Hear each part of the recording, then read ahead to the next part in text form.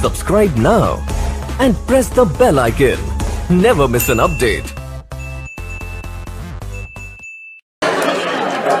जी आज के लेक्चर का आगाज करते हैं। सबसे पहले प्रीवियस लेक्चर में से कोई क्वेश्चन पूछना चाहते हो तो पूछ सकते हैं।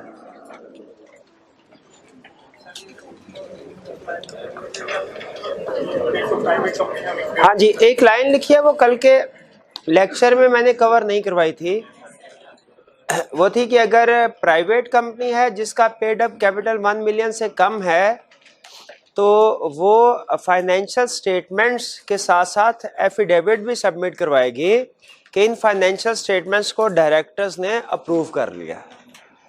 ठीक है, ये एग्जाम पॉइंट ऑफ व्यू से कोई बहुत ज़्यादा अहम कंसेप्ट नहीं है, ठीक है, लेकिन बहरहाल हमें पता होना चाहिए कि जो प्राइवेट कंपनी है जिसका पेड अप कैपिटल 1 मिलियन से कम है, उसने जब फाइनेंशियल स्टेटमेंट सबमिट करवानी है तो उसके साथ एफिडेविट भी सबमिट करवानी है कि इन फाइनेंशियल स्टेटमेंट्स को डायरेक्टर्स ने अप्रूव किया। एफिडेविट का मतलब बयान हल्फी, एक किस्म का हल्फिया बयान देते हैं। हाँ जी, डिक्लेरेशन कंपनी सेक्ट जी, ये हाँ जी, ये हाँ जी बिल्कुल कंपनी की तरफ से होता है ना। हाँ जी, डायरेक्टर्स जी। फर्स्ट फाइनेंशियल स्टेटमेंट्स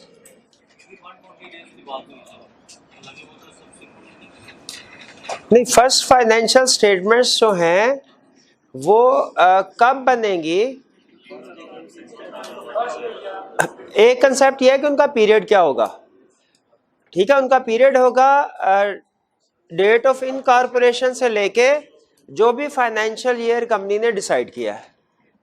ठीक है, जो भी फाइनेंशियल ईयर कंपनी ने डिसाइड किया है, लेकिन वो जो प्रेजेंट की जाएंगी वो फर्स्ट एजीएम में प्रेजेंट की। फर्स्ट एजीएम कभी भी हो, फर्स्ट एजीएम कभी भी हो, फर्स्ट फाइनेंशियल स्टेटमेंट जो है फिर वो उस एजीएम में प्रेजेंट की जाएंगी।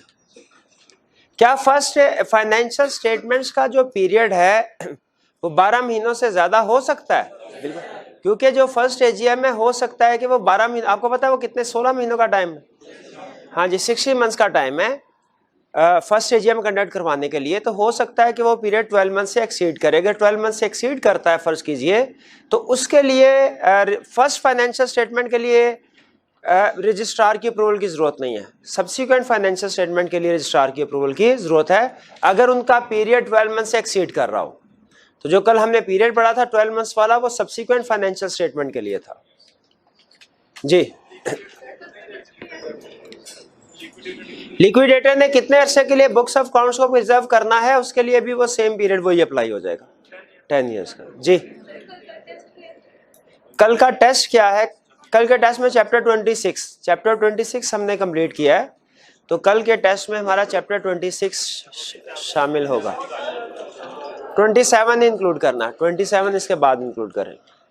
और आपका जो टर्म टेस्ट होगा उसका सिलेबस अभी से बता रहा हूँ, वो कंपनी लॉ कंप्लीट होगा। वो शायद एक हफ्ते के लिए पोस्टपोन हो गया है, अब वो हाँ जी 9 दिसंबर से जो वीक है स्टार्ट हो रहा है तब होगा जी। और की क्वेश्चन?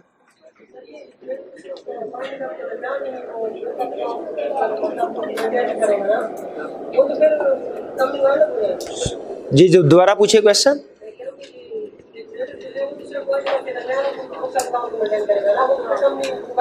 नहीं, वाइंड अप हो जाएगी, लेकिन फिर भी उसका रिकॉर्ड तो रखना चाहिए उसे।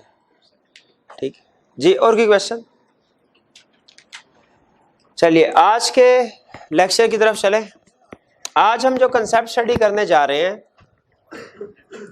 वो है filing of financial statements to regulatory authorities, और दूसरा कंसेप्ट है डायरेक्टर्स रिपोर्ट।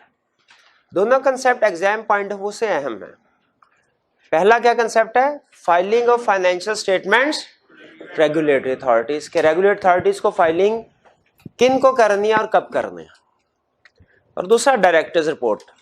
पहले फाइलिंग ऑफ फाइनेंशियल स्टेटमेंट्स की बात करते हैं। असल में टेक्निकली स्पीकिंग एक कंसेप्ट होता है फाइनेंशियल स्टेटमेंट्स मेंबर्स को सेंड करना। ठीक है, ये तो उन्होंने नॉर्मल रूटीन की बात है, मेंबर्स को फाइनेंशियल स्टेटमेंट सेंड करनी चाहिए। फाइलिंग का वर्ड यूज होता है रेगुलेटरी अथॉरिटीज के लिए, रजिस्ट्रार, एससीसीपी या कोई जो दूसरी अथॉरिटीज है जो रेगुलेट कर रही हैं कंपनीज को, उनके लिए वर्ड यूज होता है फाइलिंग का। लेकिन नॉर्मली अगर क्वेश्चन में वो पूछे फाइलिंग के बारे में तो हम मेंबर्स को भी अगर डिस्कस कर दें तो इसमें कोई हर्ज की बात नहीं है। तो कह रहा है फाइनेंशियल स्टेटमेंट्स की जो फाइलिंग होगी ये कब कब होगी और किसको, किन रेगुलेटरी अथॉरिटीज को हमने फाइलिंग करनी है फाइनेंशियल स्टेटमेंट्स की। कह रहा है फाइनेंशियल स्टेटमेंट्स जो हैं सेंड की जाती है किसको, सबसे पहले तो शेयर होल्डर्स को। ये तो लाजमी तौर पे आपको पता है कि हमने शेयर होल्डर्स को सेंड करनी है फाइनेंशियल स्टेटमेंट। अच्छा कब करनी है वाला, किसके नोटिस के साथ, एजीएम के नोटिस के साथ, जो कि नोटिस कब होता है, at least 21 days before AGM. Plus जब वो नोटिस सेंड कर देगी तो फिर इनकी कॉपी, फाइनेंशियल स्टेटमेंट्स की कॉपी जो है वो रजिस्टर्ड ऑफिस में भी मेंटेन करना है। फाइनेंशियल स्टेटमेंट्स की कॉपी रजिस्टर्ड ऑफिस में भी मेंटेन करनी है। और ये चीज़ ध्यान में रखिएगा कि जब फाइनेंशियल स्टेटमेंट्स की फाइलिंग की जाती है तो इसके साथ किसी को भी फाइनेंशियल स्टेटमेंट जब भिजवाते हैं हम तो नॉर्मली इसके साथ 2 रिपोर्ट्स और लगती हैं, एक ऑडिटर्स रिपोर्ट और एक डायरेक्टर्स रिपोर्ट। ऑडिटर्स रिपोर्ट और दूसरी डायरेक्टर्स रिपोर्ट, इन दोनों में फ़र्क है। ऑडिटर एक सेपरेट पर्सन है और डायरेक्टर्स जो हैं वो सेपरेट है। ठीक है, आपको शायद कल के लेक्चर में मैंने बताया था कि डायरेक्टर्स जो फाइनेंशियल स्टेटमेंट्स प्रिपेयर करते हैं और शेयर होल्डर को सेंड करते हैं तो शेयर होल्डर को थोड़ा सा ये खतरा होता है कि पता नहीं, खदशा होता है उन्हें कि पता नहीं डायरेक्टर्स ने सही फाइनेंशियल स्टेटमेंट्स हमें भिजवाई हैं या इनमें कुछ गड़बड़ हेर फेर करके तो नहीं भिजवा दी। तो फिर दरमियान में एक स्पेशलिस्ट पर्सन को अपॉइंट किया जाता है जिसे कहते हैं हम ऑडिटर। वो पहले फाइनेंशियल स्टेटमेंट्स को चेक करता है। डायरेक्टर्स फाइनेंशियल स्टेटमेंट जब बना लेते हैं तो शेयर होल्डर को सेंड करने से पहले ऑडिटर उन फाइनेंशियल स्टेटमेंट्स को चेक करता है कि ठीक है कि नहीं, और फिर अपनी रिपोर्ट देता है जिसमें लिखा होता है कि फाइनेंशियल स्टेटमेंट्स ऑडिटर के ख्याल में ठीक है या इनमें कोई गड़बड़ है। इसको कहते हैं ऑडिटर रिपोर्ट। ये जो ऑडिटर रिपोर्ट होती है फाइनेंशियल स्टेटमेंट्स की क्रेडिबिलिटी को बढ़ा देती है शेयर होल्डर्स के लिए। इसीलिए जब कभी फाइनेंशियल स्टेटमेंट भेजी जाती हैं साथ में ऑडिटर्स रिपोर्ट और डायरेक्टर्स रिपोर्ट भी भेजी जाती है। अब डायरेक्टर्स रिपोर्ट क्या है, ये हमारे आज के लेक्चर का हिस्सा है। ऑडिट रिपोर्ट के बारे में भी हमने पढ़ना है लेकिन वो हम कल या परसों के लेक्चर में पढ़ेंगे। डायरेक्टर्स रिपोर्ट क्या है, इसमें क्या क्या चीज़ें लिखी होती हैं, ये हमारे आज के लेक्चर का हिस्सा है। सेकंड पार्ट में हम इसको कवर करेंगे। तो फाइनेंशियल स्टेटमेंट्स, वापस आते हैं मेन कंसेप्ट की तरफ। फाइनेंशियल स्टेटमेंट्स सेंड करनी है सबसे पहले किसको, एजीएम से एटलीस्ट 21 डेज बिफोर, और रजिस्टर्ड ऑफिस में भी कॉपी रखनी है फाइनेंशियल स्टेटमेंट्स की भी, डायरेक्टर्स रिपोर्ट की भी, ऑडिटर्स रिपोर्ट की भी। फिर अब कह रहे हैं क्या शेयर होल्डर्स को तो सेंड कर दी, क्या इनके अलावा किसी और अथॉरिटीज को भी सेंड करनी है? कहता बिल्कुल। इसमें कुछ फाइलिंग रिक्वायरमेंट है एजीएम से पहले और कुछ फाइलिंग रिक्वायरमेंट है एजीएम के बाद। कुछ फाइलिंग करनी है हमने एजीएम से पहले और कुछ फाइलिंग करनी है एजीएम से बाद। कहते हैं एजीएम से पहले फाइलिंग किसको करनी है, कब करनी है? कहता है पहली चीज ये नोट कीजिए, एजीएम से पहले जो फाइलिंग करनी है ना कंपनी ने फाइनेंशियल स्टेटमेंट्स, वो करनी है सिर्फ लिस्टेड कंपनीज ने। लिस्टेड कंपनी के अलावा और किसी कंपनी ने फाइलिंग नहीं करनी। एजीएम से पहले जो फाइनेंशियल स्टेटमेंट्स रेगुलेटरी अथॉरिटीज को फाइल करनी है, ये किसने करनी है? सिर्फ लिस्टेड कंपनी ने। अब सुनिए तरीकाकार, कह रहे 3 कॉपीज सेंड करनी है, 3 कॉपीज बाय पोस्ट, ईमेल के जरिए से नहीं, बाय पोस्ट। किसको सेंड करनी है? एससीसीपी को, रजिस्ट्रार को, स्टॉक एक्सचेंज को। लिस्टेड कंपनी है ना, तो स्टॉक एक्सचेंज में तो उसके शेयर्स लिस्टेड होंगे, स्टॉक एक्सचेंज भी रेगुलेटरी अथॉरिटी बन गई। 3 कॉपीज। अच्छा 3 कॉपी एक एक एक करके या 3 3 सेंड करें इसको। एजीएम से पहले, कितने दिन पहले? एजीएम से वो कहता है जैसे ही आपने शेयर होल्डर्स को फाइनेंशियल स्टेटमेंट सेंड की, उसी वक्त इमीडिएटली आपने इन रेगुलेटरी अथॉरिटीज को भी फाइनेंशियल स्टेटमेंट सेंड कर देने हैं। 3 copies by post SCCP registrar stock exchange को, फिर उसके बाद 1 कॉपी इलेक्ट्रॉनिकली एससीसीपी को भी सेंड करने हैं। 1 कॉपी इलेक्ट्रॉनिकली यानी ईमेल के जरिए से एससीसीपी को भी सेंड करनी है, और अपनी वेबसाइट पे भी इसको अपलोड करना है। किसको? फाइनेंशियल स्टेटमेंट्स को, और उसके साथ ऑडिटर्स रिपोर्ट या डायरेक्टर्स रिपोर्ट भी अगर है तो। ठीक है। Simultaneously with dispatch to members, ये जो काम करने हैं, जैसे ही फाइनेंशियल स्टेटमेंट डिस्पैच की मेंबर्स को, आपने इन रेगुलेटरी अथॉरिटीज को भी सबमिट कर दी, फाइलिंग करवा दी। किन किन को की? 3 कॉपीज की by post SCCP registrar stock exchange को, 1 कॉपी इलेक्ट्रॉनिकली एससीसीपी को, अपनी वेबसाइट पे भी अपलोड कर दी। और तो ये तो हम पहले पढ़ चुके हैं कि अपने रजिस्टर्ड ऑफिस में भी 1 कॉपी उन्होंने मेंटेन करनी है। कोई मेंबर अगर आके ऑफिस में चेक करना चाहे वो भी कर सकता है, मेंबर नहीं कर सकता, खुदा का खौफ करे भाई, मेंबर्स के लिए ही तो बनी है। हाँ, तो हम क्या पढ़ रहे हैं मेरे भाई?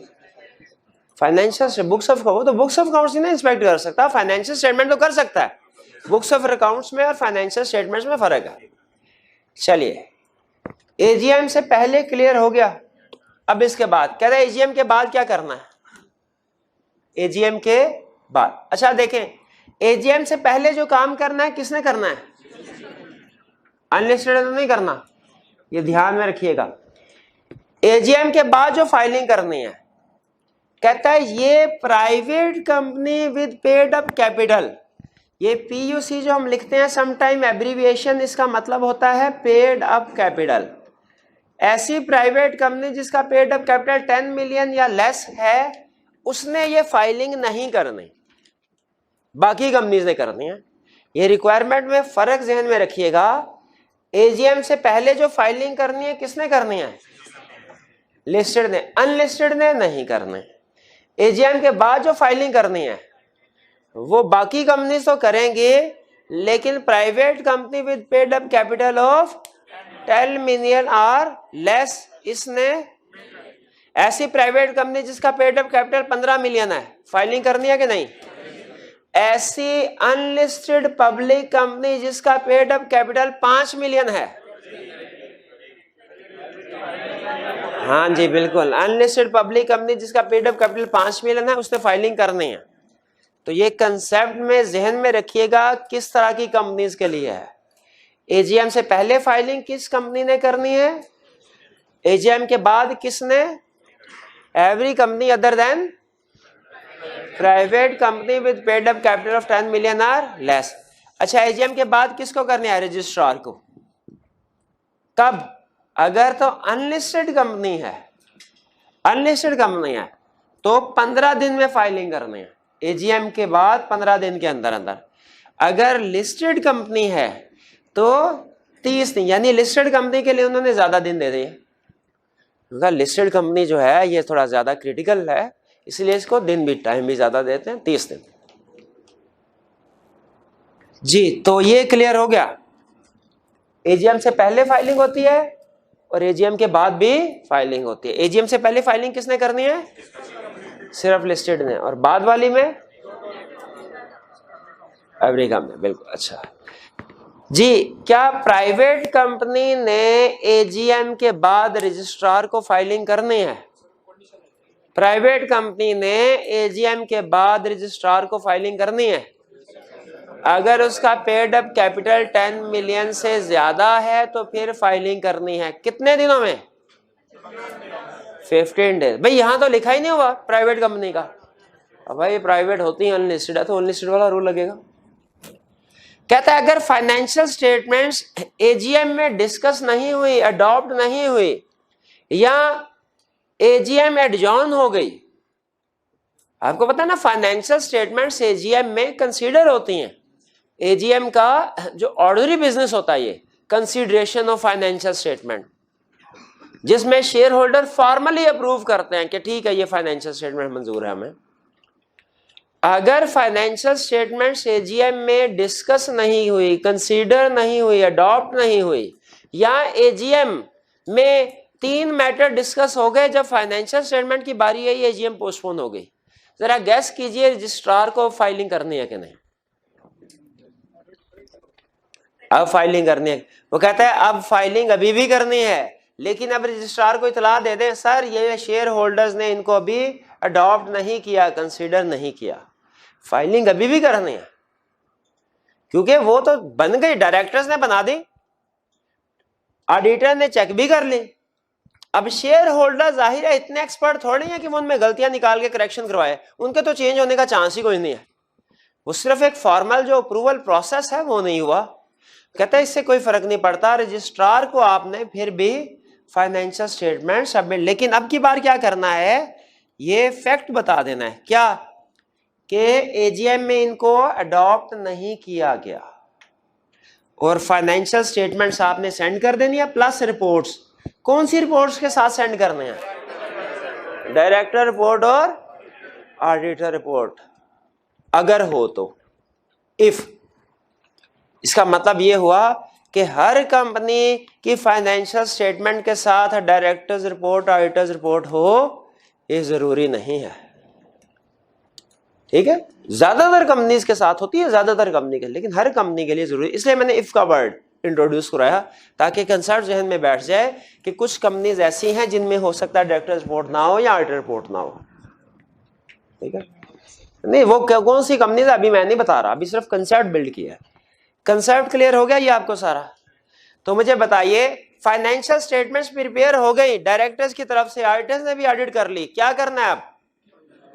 एजीएम से कम 21 दिन पहले किसको सेंड करना है?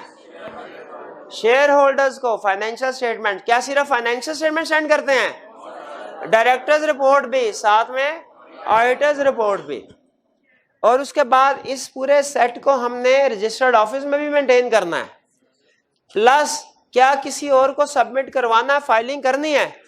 फाइलिंग किसको करनी है भाई? एससीसीपी, रजिस्ट्रार, स्टॉक एक्सचेंज, कितनी कॉपीज? बाय पोस्ट के इलेक्ट्रॉनिकली? पूरी बात करें ना बाय पोस्ट, इसके बाद बाय पोस्ट कर दी, जिम्मेदारी खत्म? नहीं नहीं नहीं, एससीसीपी को इलेक्ट्रॉनिकली भी सेंड करनी है और अपनी वेबसाइट पे भी अपलोड करनी है, ताकि अगर किसी ने इसको वेबसाइट पे मेंबर ने पढ़ना हो पढ़ सके। एजीएम के बाद फाइलिंग करनी है, किस कंपनी ने करनी है? हाँ, हर कंपनी ने, स्वयं private company with paid up capital of 10 million और लेस। और किसको फाइल करने हैं? कितने दिन में? अनलिस्टेड है तो 15 दिन, लिस्टेड है तो, अगर एजीएम में फाइनेंशियल स्टेटमेंट को कंसीडर नहीं किया जाता, अडॉप्ट नहीं किया जाता, डिस्कस नहीं किया जाता, या एजीएम पोस्टपोन हो जाती है, क्या फिर भी रजिस्ट्रार को सबमिट करवानी है? लेकिन रजिस्ट्रार को बता देंगे क्या कि फाइनेंशियल स्टेटमेंट कंसीडर नहीं हुई, अडॉप्ट नहीं हुई एजीएम में। क्लियर यहां तक? इसके पास पेपर्स कर लें पहले के पहले नेक्स्ट कंसेप्ट? पास पेपर कर लेते हैं पहले, चलें आ जाओ।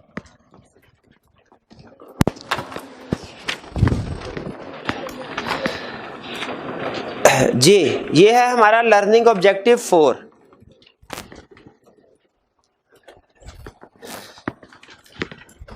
Correct question 12, when and to whom, when को भी अंडरलाइन करें, टू whom को भी अंडरलाइन करें, दो चीजें बतानी है हमने।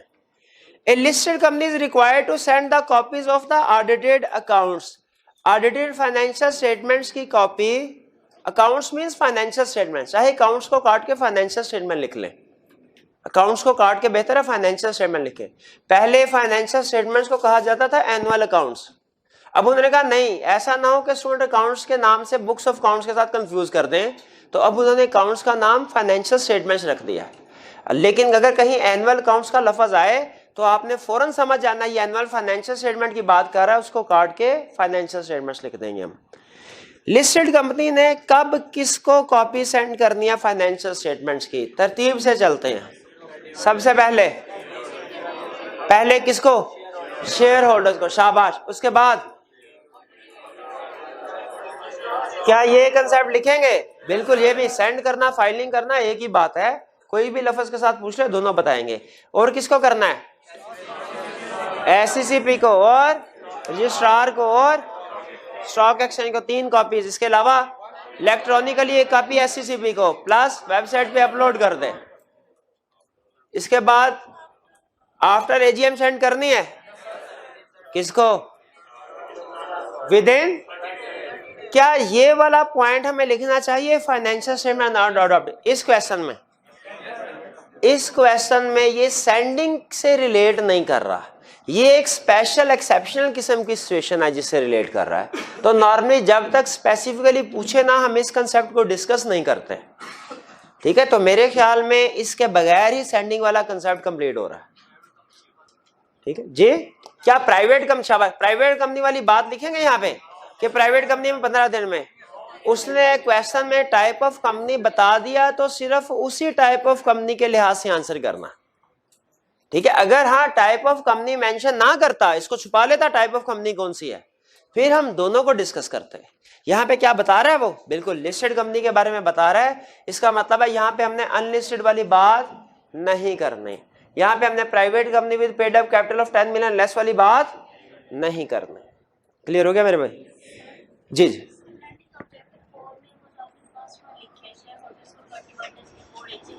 जी जी।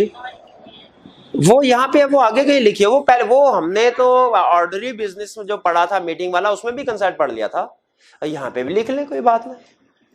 वो जनरल मीटिंग में पढ़ लिया था, मीटिंग में याद है ना आपको, बताई थी ये बात क्या नहीं? हाँ, तो कोई कंसेप्ट अगर एक जगह डिस्कस हो गया तो दोबारा लिख दिया करूं, आप फिर उसको 2 दफा याद कर लिया करते हैं। चले मुझे कोई इतराज नहीं, लिख देगा बिल्कुल। तो यहाँ पे लिख दें कि मेंबर्स को भी 21 दिन पहले एजीएम से फाइनेंशियल स्टेटमेंट सेंड करेंगे जी। क्वेश्चन 12 क्लियर हो गया? आगे चलते हैं क्वेश्चन 13। ये क्वेश्चन अलर्ट हो जाइए, आई कैप के क्वेश्चन बैंक का क्वेश्चन है। Describe the formalities to be completed by an unlisted company. Unlisted company underline करें मेरे भाई। ये टाइप ऑफ कंपनी की अहम इंफॉर्मेशन होती है क्वेश्चन में, सबसे अहम इंफॉर्मेशन यही है। Type of company not being a private company having paid up capital of less than 7.5 million. कहता है प्राइवेट कंपनी नहीं है लेकिन पेड अप कैपिटल 7.5 मिलियन है।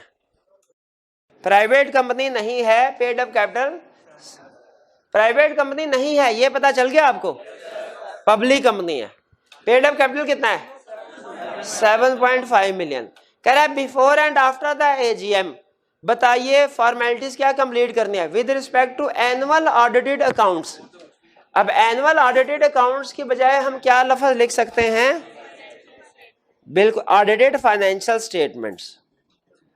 Audited financial statements under the companies act 2017। कहता है बताइए फाइनेंशियल स्टेटमेंट के हवाले से पहले और बाद में क्या फॉर्मेलिटीज हैं? किसकी? पब्लिक कंपनी की। बताइए पहली बात, शेयर होल्डर की बात लिखेंगे, रजिस्टर्ड ऑफिस, ये लिखना चाहें लिख दें। बिफोर एजीएम ये बात नहीं लिखनी, क्यों नहीं? कह रहा है अनलिस्टेड है जी। ये कंसेप्ट आएगा, रजिस्ट्रार को भेजते हैं कब? विद इन 15 डेज, ठीक है। ये बात क्या लिखनी चाहिए? मैं मार्क्स देख लूं, 5 मार्क्स हैं। अब मेरा ख्याल है एक इसका नंबर हो गया, 2 3 लिख देनी चाहिए, वैसे मुझे लग रहा है कि लिख देनी चाहिए। हाँ, क्योंकि मार्क्स जो हैं वो ज्यादा हैं, 5 मार्क्स, तो लिख देनी चाहिए। लेकिन कंसेप्ट समझ आ गया ना क्या पूछ रहा है? उसने घुमाने की कोशिश की हमें 10 मिलियन कह के कि हमारे जहन में आ जाए वो 10 मिलियन वाली है तो कुछ करना ही नहीं होता, तो हम सिर्फ ये लिख देना, ये लिखे ना ये लिखे। तो 5 नंबर थोड़ी पूरे होने। 13 clear. 14 state the provisions of law regarding filing of the financial statement with the registrar as to how many copies are to be filed registrar को। जी कितनी copies? 3 copy before financial state, before AGM listed company, और after AGM 1 copy. What types of company should file? Registrar को किस type of company ने filing करने हैं? दोनों ने, लेकिन बताएंगे ना उसको, लिस्टेड ने बिफोर एजीएम और अनलिस्टेड ने, लेकिन ये वाली कंपनी ने फाइलिंग नहीं करनी। Private company with paid up capital 10 million, इसने फाइलिंग नहीं करनी। Who should sign these financial statements? Signing and approval and signing वाला कंसेप्ट याद आया? अप्रूवल तो डायरेक्टर ने कर, साइनिंग किसने करनी होती है? At least 1 director plus 1 chief executive plus CFO अगर लिस्टेड कंपनी है। अच्छा, चीफ एग्जीक्यूटिव पाकिस्तान से बाहर वाली बात करना। हाँ, अगर चीफ एग्जीक्यूटिव पाकिस्तान से बाहर है तो एटलीस्ट 2 डायरेक्टर साइन करेंगे। Question 15 AGM of a company was held on October 31st, 2009, but on account of certain disagreement, the members did not adopt the audited financial statement for the year ended June 30, 2009. In the above situation, how would the company comply with the provisions of Company Act 2070 relating to filing of copies of annual accounts with the registrar of companies? वो कह रहा है जी AGM तो हुई लेकिन उस पर कोई मसले मसाइल थे, फाइनेंशियल स्टेटमेंट्स अडॉप्ट नहीं हो सकी, तो क्या करें? फाइलिंग करें कि ना करें? इस केस में भी फाइलिंग करेंगे, प्लस उसको नोटिफाई कर देंगे, मेंशन कर देंगे क्या कि फाइनेंशियल स्टेटमेंट्स अडॉप्ट नहीं हुई। जे नहीं, इसने तो फाइलिंग ही नहीं करनी ना, इसने तो फाइलिंग ही नहीं करनी, तो ये भी नहीं करेगा। प्राइवेट कंपनी ने जब ये काम नहीं करना तो फिर ये भी नहीं करेगा। हाँ बिल्कुल, 15 डेज, विद इन 15 डेज ही हमने सेंड करना। रूल फाइलिंग का रूल सेम रहेगा, फर्क सिर्फ ये यहाँ पे एक एडिशनल लाइन लिख देंगे कि मेंबर्स ने ये एजीएम में इसको अडॉप्ट नहीं किया। जी लिस्टेड कंपनी आफ्टर एजीएम दोबारा फाइल करेगी, रिक्वायरमेंट आया था सवाल। नेक्स्ट अब आते हैं हम कंसेप्ट की तरफ, जो है डायरेक्टर्स रिपोर्ट। डायरेक्टर्स रिपोर्ट है क्या? अच्छा, इसको डिस्कस करने से पहले हम ये समझ लेते हैं कि इसकी रीजन क्या है। इसके कंसेप्ट को समझिए, कंसेप्ट को समझेंगे तो इसे समझना आसान है। आपके ख्याल में क्या नंबर्स काफी होते हैं किसी भी चीज की परफॉर्मेंस को शो करने के लिए, या बहुत सा क्राइटेरिया ऐसा होता है जो नॉन फाइनेंशियल होता है? किसी भी हमने चीज को जब इवेल्युएट करना हो, उसकी परफॉर्मेंस को देखना हो, बताइए क्या हमें सिर्फ फाइनेंशियल बेसिस पे वैल्यूएशन करनी चाहिए या नॉन फाइनेंशियल फैक्टर्स को भी कंसीडर करना चाहिए? नॉन फाइनेंशियल फैक्टर्स को भी कंसीडर करना चाहिए। उसी तरह एक बिजनेस की जो परफॉर्मेंस है, असल में तो शेयर होल्डर्स के लिए सबसे अहम चीज ये है प्रॉफिट वगैरह कितने हैं, एसेट्स की क्या सिचुएशन है।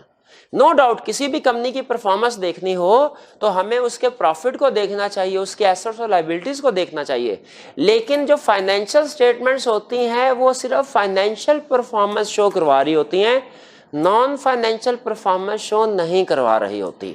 बहुत से ऐसे फैक्टर्स हैं जो कंपनी के लिए, कंपनी की परफॉर्मेंस शो करवाने के लिए अहम तो होते हैं लेकिन फाइनेंशियल स्टेटमेंट्स में नहीं आ रहे होते।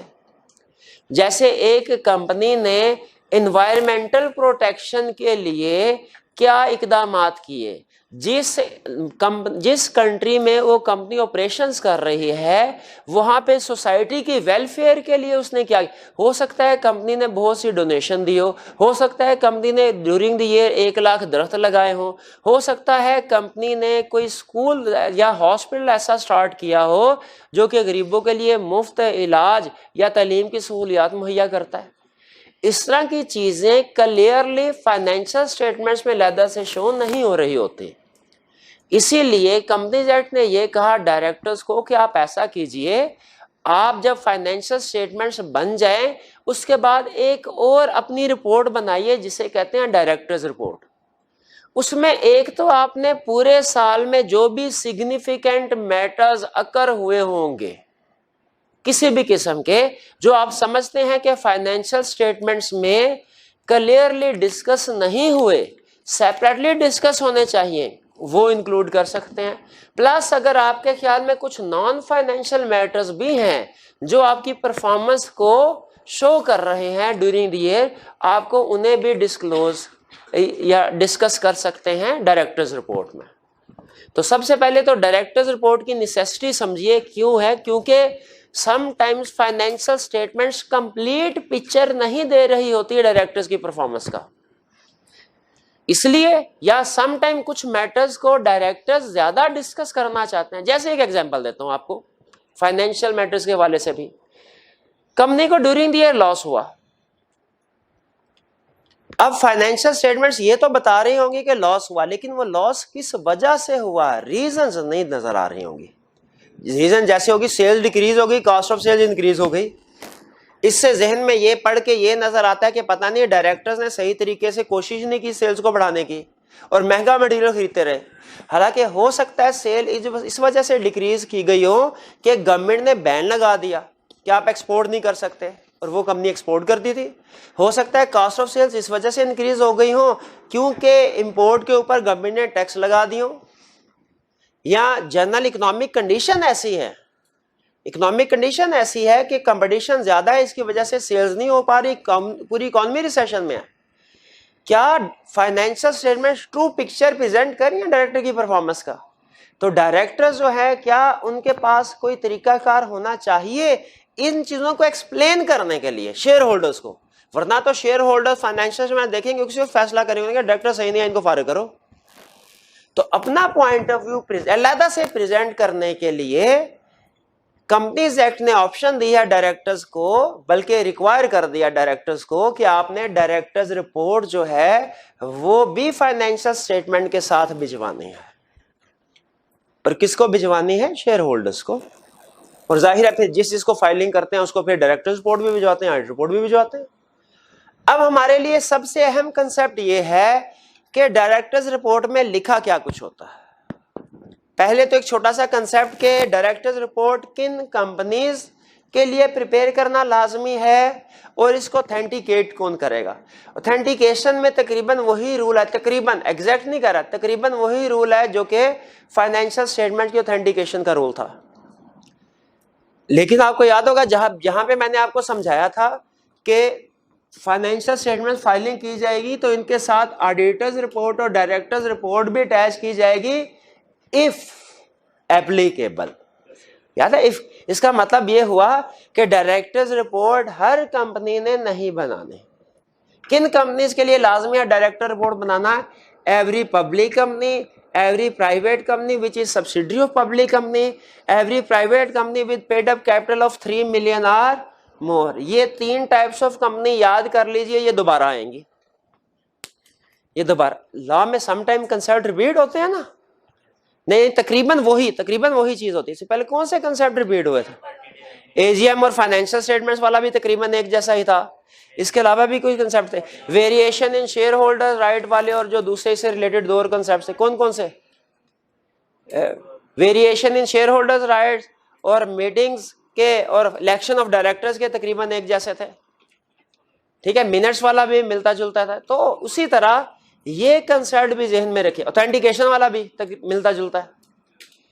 तो ये 3 टाइप्स ऑफ कंपनी को आपने याद कर लेना, ये बाद में दोबारा यूज होंगे। कंसेप्ट क्या है? क्या डायरेक्टर्स रिपोर्ट हर कंपनी के लिए लाजमी है प्रिपेयर करना? इसका आंसर है नहीं। 3 तरह की कंपनीज प्रिपेयर करते हैं। कौन कौन सी? Every public company, private company which is subsidiary of public company, private company with paid up capital of 3 million are.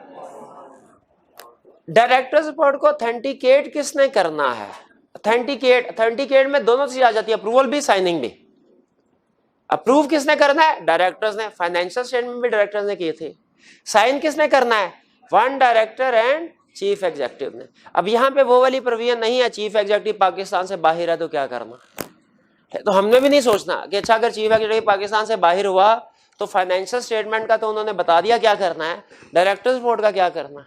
वो हमने नहीं सोचना, क्योंकि हमें उन्होंने यहाँ पे ये प्रोविजन डिस्कस ही नहीं की। प्रोबेबली मेरा ख्याल है, लॉ में नहीं मुझे नजर आया लिखा हुआ, हमारी बुक में भी नहीं लिखा हुआ, लेकिन ख्याल ये है कि जो रूल फिर फाइनेंशियल स्टेटमेंट का होगा वही डायरेक्टर रिपोर्ट का होगा। बहरहाल तो ऑथेंटिकेशन ऑफ डायरेक्टर रिपोर्ट समझ आ गई। कौन करेगा? अप्रूव करेगा बोर्ड, एक डायरेक्टर। अब आते हैं अहम कंसेप्ट की तरफ। क्या भला इसमें डिस्कस क्या कुछ होगा? डिस्कस क्या कहता है, सुन लें।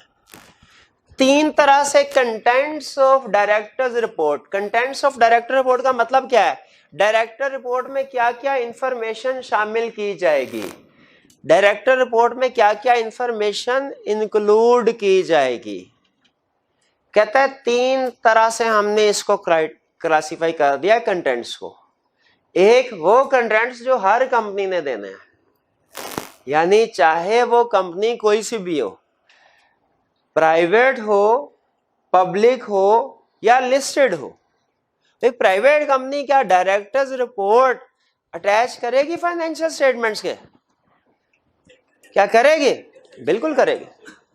तो इसीलिए याद रखिए, डायरेक्टर रिपोर्ट प्राइवेट कंपनी की भी हो सकती है, पब्लिक कंपनी भी हो सकती है, लिस्टेड कंपनी की भी हो सकती है। कह रहा है प्राइवेट, ये वो वाले 3 एलिमेंट है जो हर कंपनी ने डायरेक्टर्स रिपोर्ट में शामिल करना है, हर कंपनी। फिर उसके बाद दूसरी कैटेगरी, ये वो एलिमेंट्स या कंपोनेंट्स हैं जो कि एडिशनल हैं। एडिशनल यानी किसके लिए? पब्लिक कंपनी के लिए, या ऐसी private company which is subsidiary of public company. ये वाले यानी ये तो पब्लिक, प्राइवेट, लिस्टेड हर कंपनी ने देने हैं। अगर कंपनी प्राइवेट है यहां पे बात खत्म, अगर पब्लिक है या private which is subsidy of public company, तो फिर अब आइंदा मैं इसको सिर्फ पब्लिक कंपनी कहूंगा ताकि कंसेप्ट के ऊपर फोकस करें, बार बार ये रिपीट ना हो रही हो लाइन। प्राइवेट कंपनी है यहां तक बात खत्म, पब्लिक कंपनी है ये भी लिखना है, ये भी लिखना है, और लिस्टेड कंपनी है तो ये भी लिखना है, कंटेंट्स ये भी शामिल होंगे, ये भी शामिल होंगे। इसका मतलब है डायरेक्टर्स रिपोर्ट तो प्राइवेट कंपनी भी देगी, पब्लिक भी, लिस्टेड भी। सिर्फ वो जो इस क्राइटेरिया में नहीं आती, प्राइवेट, छोटी छोटी प्राइवेट, वो नहीं देंगे डायरेक्टर्स रिपोर्ट। बाकी प्राइवेट कंपनीज जो हैं वो डायरेक्टर्स रिपोर्ट प्रिपेयर करेंगी, पब्लिक कंपनी भी करेंगी और लिस्टेड भी। लेकिन कंटेंट्स में फर्क होगा। प्राइवेट कंपनी के कंटेंट सबसे कम होंगे, पब्लिक कंपनी के उससे ज्यादा, और लिस्टेड कंपनी की डायरेक्टर्स रिपोर्ट सबसे ज्यादा लेंथ। और ये ज़हन में रखिए, ये एडिशनल है। ये ना हो वो आपसे पूछे कि बताओ पब्लिक कंपनी के एलिमेंट्स क्या हो, कंटेंट्स क्या होंगे, और आप सिर्फ यही लिखा है। ये एडिशनल है, वो भी लिखने होंगे। ये ना हो लिस्टेड कंपनी का पूछे और आप सिर्फ यही लिखा है। नहीं भैया, वो भी लिखने होंगे। ये एडिशनल है, एडिशनल। तो डिस्कस करते हैं वो कौन से एलिमेंट है जो हर कंपनी की डायरेक्टर्स रिपोर्ट में डिस्कस हो रहे हैं। पहला, fair review of business. Business का रिव्यू पूरे साल में क्या होता रहा, परफॉर्मेंस को थोड़ा वो डिस्कस करते हैं। इसमें शायद बता रहे हो कि सर ये जो लॉस हुआ ना ड्यूरिंग द ईयर, इस वजह से हुआ। पूरे सामने तो दिन रात एक किया था, मेहनत की थी, लेकिन फिर भी गवर्नमेंट ने एकदम से एक्शन ले लिया कोई ऐसा जिसकी वजह से कंपनी के हालात जो है वो खराब हो गए। जो भी इनको नजर आ रहा है, रिव्यू ऑफ बिजनेस का मतलब है बिजनेस का ओवरव्यू देंगे पूरे साल का, किसको? शेयर होल्डर्स को। फिर अगर कोई डिविडेंड रिकमेंड किया है, रिकमेंडेड प्रपोज किया गया है, आपको पता है डायरेक्टर्स डिविडेंड प्रपोज करते हैं, अप्रूव, फाइनल अप्रूव तो डिविडेंड रिकमेंड किया है वो बताएंगे। अगर किया है, डिविडेंड रिकमेंड नहीं किया तो बताने की जरूरत ही नहीं। अगर कोई प्रॉफिट का कोई हिस्सा रिजर्व को ट्रांसफर किया है वो बताएंगे। अगर रिजर्व को ट्रांसफर नहीं किया तो बताने की जरूरत नहीं। तो इसका जनरल रिजर्व मतलब आपको पता है प्रॉफिट का कुछ हिस्सा ऐसा होता है जो कि हम डिविडेंड के तौर पे कर देते हैं और बाकी हिस्सा बिजनेस में री इन्वेस्ट कर देते हैं, रिजर्व बना लेते हैं उसको। तो प्रॉफिट का कह रहा है जो हिस्सा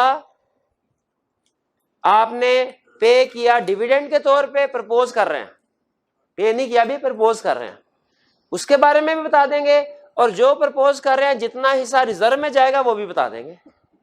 शेयर होल्डर्स को पता होगा यार इस दफा इसका मतलब है हमें 100 मिलियन का प्रॉफिट हुआ था, 40 मिलियन तो प्रपोज कर रहे हैं डिविडेंड, 60 मिलियन प्रपोज कर रहे हैं रिजर्व में। नहीं भैया ये 40 और 60 नहीं, 60 और 40 होना चाहिए, डिविडेंड तो 60 के हिसाब से होना चाहिए।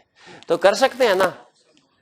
नहीं कर सकते, नहीं कर सकते। लेकिन उन्हें पता होना चाहिए कि कितना प्रॉफिट में से हिस्सा हमारे पास आ रहा है और कितना बिजनेस में री इन्वेस्ट हो रहा है। ये री इन्वेस्टमेंट है जो रिजर्व को ट्रांसफर कर रहे हैं। क्लियर हो गए ये कंसेप्ट? सबसे अहम आपको कौन सा लगा इसमें?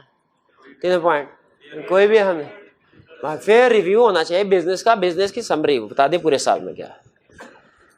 अब कह रहे एडिशनल एलिमेंट्स जो के पब्लिक कंपनी के केस में देने। अब हमें देखें, हो सकता है कुछ एलिमेंट की हमें समझ ना आए कि ये क्यों लॉ ने कहा, मतलब ये समझ आ जाए कि क्या क्या रहा है, लेकिन शायद ये समझना है कि क्यों कह रहा है। हमें फिर उस बारे में परेशान होने की जरूरत नहीं है। अगर ये समझ नहीं आ रही ना आपको कि क्या क्या रहा है, फिर आप जरूर पूछें। लेकिन अगर ये समझ नहीं आ रही कि क्यों ये कह रहा है, तो उस पर हमें ज्यादा परेशान होने कोई ना कोई वजह होगी। सबसे पहला नेम ऑफ डायरेक्टर्स, डायरेक्टर्स के नाम बता दो। हालांकि शेयर होल्डर ने खुद ही तो पॉइंट किए होंगे, उन्हें नहीं पता होगा भला, उन्हें पता होगा, लेकिन फिर भी वो कह रहा है हो सकता है कोई कैजुअल वैकेंसी वगैरह। Name of director. फिर change in nature of business during the year, अगर बिजनेस की नेचर चेंज किया है, पहले बिजनेस कुछ और करते थे फिर बिजनेस को चेंज कर दिया, टेक्सटाइल की बजाय एयरलाइंस में चले गए, या कोई और चेंज कर लिया, पहले जो थे। हाँ बिल्कुल, तो अगर नेचर ऑफ बिजनेस को चेंज किया उसके बारे में बता देंगे। Information about default in repayment of loan, कि अगर किसी लोन को रीपे नहीं किया शेयर होल्डर को बता दें, सर हमारे बस से बात बाहर है, लोन रीपे करना। शेयर होल्डर ज़हनी तौर पे तैयार हो जाए, अच्छा अब हम पैसे इकट्ठे करते हैं, ये लोन अब जाहिर है एडिशनल शेयर कैपिटल इशू करके कंपनी को हम पैसे देंगे और फिर वो आगे लोन रीपे करेगी। Pattern of share holding, pattern of share holding क्या होता है? कंपनी समरी बनाती है कि हमारे कितने शेयर किसके पास है, इंडिविजुअल्स के पास कितने शेयर्स हैं, कंपनीज के पास कितने शेयर है, गवर्नमेंट के पास कितने शेयर हैं, फॉरेनर्स के पास कितने शेयर है। ये एनालिसिस होता है, ये एक सफे का एनालिसिस होता है जो हर कंपनी बनाती है।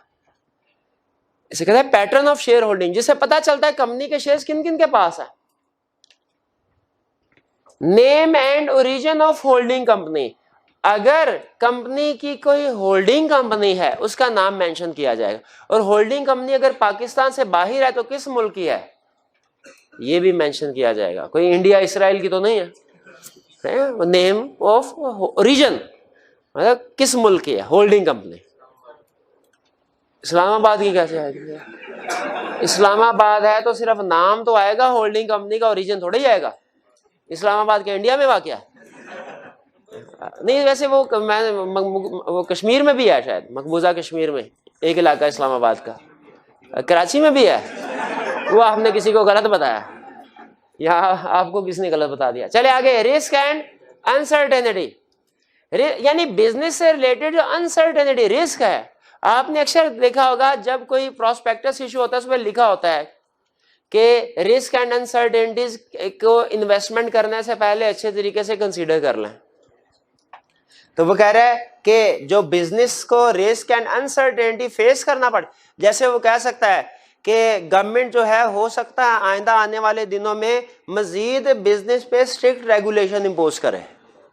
तो ये शेयर होल्डर्स को एक तरह से वार्निंग होती है कि भैया यहाँ तो अगले सालों के लॉस के लिए भी तैयार हो जाए, यहाँ शेयर को बेच के निकल जाए। रिस्क एंड अनसर्टेनिटीज का भी जिक्र करना। Adequacy of internal control, company का इंटरनल सिस्टम मुनासिब है कि नहीं, उसमें कोई डेफिशिएंसी प्रॉब्लम्स तो नहीं है, जो system rules and regulations company के अंदर चल रहे हैं एडिक्वेट हैं। अर्निंग पर शेयर, ये अर्निंग पर शेयर क्या होती है? ईपीएस नहीं पढ़ा आपने? कंपनी के प्रॉफिट को नंबर ऑफ शेयर से डिवाइड कर दे, अर्निंग पर शेयर आ जाती है। इसका मतलब ये होता है एक शेयर पे कितना प्रॉफिट हुआ। अर्निंग मींस प्रॉफिट, अर्निंग कहते हैं प्रॉफिट को, पर शेयर मतलब पर शेयर। तो प्रॉफिट को डिवाइड करें नंबर ऑफ शेयर से, क्या आ जाएगा? Earning per share. कहता है अर्निंग पर शेयर बता दो उसको। सब्सिक्वेंट इवेंट, अगर देखिए फाइनेंशियल स्टेटमेंट्स हमें कब तक इवेंट बता रही है? ईयर एंड तक। क्या ऐसा पॉसिबल है ईयर एंड के बाद भी कोई बड़ा इवेंट हुआ हो? फाइनेंशियल स्टेटमेंट्स में तो नहीं आ रहा होगा, लेकिन डायरेक्टर्स फिर डायरेक्टर रिपोर्ट के जरिए बता देंगे किसको? शेयर होल्डर्स को। Subsequent event, modified opinion of auditor, अगर ऑडिटर ने कहा फाइनेंशियल स्टेटमेंट में गड़बड़ है, ऑडिटर रिपोर्ट भी तो जाती है साथ, तो डायरेक्टर अपना मौकफ बयान कर सकते हैं। अहम कंसेप्ट बता रहा हूं आपको, अगर फाइनेंशियल स्टेटमेंट्स पे ऑडिटर ने चेक किया, कहा गड़बड़ है, कह सकता है। डायरेक्टर्स का भी कोई पॉइंट ऑफ व्यू होगा कि नहीं इसके ऊपर? बताइए, वो ऑडिटर रिपोर्ट में होगा कि डायरेक्टर्स रिपोर्ट में? याद रखिए कंसेप्ट, ऑडिटर रिपोर्ट में सिर्फ और सिर्फ ऑडिटर का पॉइंट होता है, और डायरेक्टर्स रिपोर्ट में सिर्फ और सिर्फ डायरेक्टर का पॉइंट ऑफ व्यू होता है। डायरेक्टर ने अपना पॉइंट ऑफ देना, ऑडिटर के कहा भाई अपनी वाली रिपोर्ट में दो, मेरी रिपोर्ट में क्यों आ रहे हो? ठीक है, तो अगर ऑडिटर ने अपनी रिपोर्ट में मॉडिफाइड ओपिनियन दिया, मॉडिफाइड ओपिनियन का मतलब क्या? ऑडिटर ने कहा गड़बड़ है, मॉडिफाइड ओपिनियन कहते हैं गड़बड़ को, तो फिर उसकी एक्सप्लेनेशन किसने देनी है? यहां पे कंसेप्ट ये नहीं है कि ऑडिटर का ओपिनियन फाइनेंशियल स्टेटमेंट्स के बारे में वो डायरेक्टर रिपोर्ट में आ रहा है, यहां पे ये नहीं मैं सिखा रहा, बल्कि क्या वो तो अपनी रिपोर्ट में देगा ऑडिटर्स रिपोर्ट में। यहां पे क्या सिखा रहा हूं? उसकी एक्सप्लेनेशन जो डायरेक्टर्स का पॉइंट ऑफ व्यू है वो दे देंगे। क्लियर हो गया कंसेप्ट? तो बताइए जी मेरे भाई, आप बताइए, क्या प्राइवेट कंपनी जो है वो डायरेक्टर्स रिपोर्ट में अर्निंग पर शेयर डिस्क्लोज करेगी? जी, अगर वो पब्लिक कंपनी की सब्सिडरी है तो फिर करेगी ना, वरना नहीं करेगी। भाई समझ आ रही कि नहीं है? तो हर कंपनी के लिए ये सारी चीजें लिखना जरूरी नहीं। डायरेक्टर रिपोर्ट, लिस्टेड कंपनी क्या कुछ लिखेगी? वो जब लिस्टेड कंपनी ने जब ये बिजनेस रिव्यू बताना है ना, तो बिजनेस रिव्यू के साथ साथ कुछ इसको एक्सप्लेन करने के लिए या इसको एक्सपेंड करके कुछ मजीद चीजें भी बतानी है। यानी लिस्टेड कंपनी जब बिजनेस रिव्यू बता रही होगी कि इस पूरे साल में हमारी परफॉर्मेंस क्या है, तो इसको उसने इस वाइड करके एलैबोरेट हो जाएगा स्कोप। लिस्टेड कंपनी ने मजीद भी कुछ चीजें बतानी है फिर बिजनेस रिव्यू को डिस्कस करते हुए। क्या चीजें? कहता है factors affecting future performance of companies. यहां पे तो बता रहे थे पिछले साल में हमने हमारी परफॉर्मेंस क्या रही, लिस्टेड कंपनी ये भी बताएगी फ्यूचर में हमारे क्या प्लान प्रोग्राम है, फ्यूचर परफॉर्मेंस के बारे में भी डिस्कस करेगी। और activities relating to CSR। CSR क्या होता है? Corporate social responsibilities. कहता है सोशल रिस्पॉन्सिबिलिटी है, दरख्त लगाने हैं, गरीबों की इमदाद करनी है, इस तरह के प्रोजेक्ट में अगर उन्होंने कुछ एक्टिविटीज की हैं तो वो भी बताया भाई, वो भी उनकी परफॉर्मेंस मैयर, अच्छा परफॉर्मेंस मैयर है। फाइनेंशियल नहीं है, नॉन फाइनेंशियल है, लेकिन है तो सही।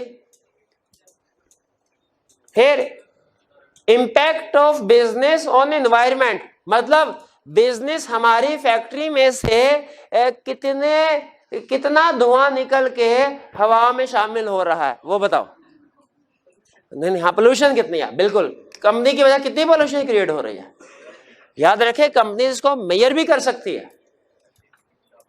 Adequacy of internal control, adequacy of internal control. Internal control किसको कहते हैं भला? कंपनी के इंटरनल सिस्टम को। तो वो जाहिर है ये कहेंगे कि ठीक है। अच्छा, ये इंटरनल कंट्रोल वाली बात वैसे यहां पे आ गई थी, यहां पे दोबारा रिपीट पता नहीं उसने क्यों कर दी। हाँ याद रहे, बिल्कुल उधर भी याद है।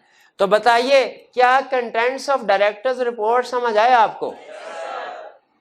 तीन तरह से क्लासिफिकेशन हमने की, एक जो हर कंपनी के कंटेंट्स है, एक वो जो पब्लिक कंपनी के एडिशनल, और एक वो जो लिस्टेड के उससे भी एडिशनल। लिस्टेड के चार है, कौन कौन से? फ्यूचर परफॉर्मेंस एंड पोजीशन से रिलेटेड, कॉर्पोरेट सोशल रिस्पॉन्सिबिलिटी से related, impact on environment, adequacy of internal control. Clear है ये कंसेप्ट? चलिए आज का लेक्चर यहाँ पे खत्म करते हैं, इसके क्वेश्चन पास्ट पेपर के इंशाल्लाह कल डिस्कस करेंगे।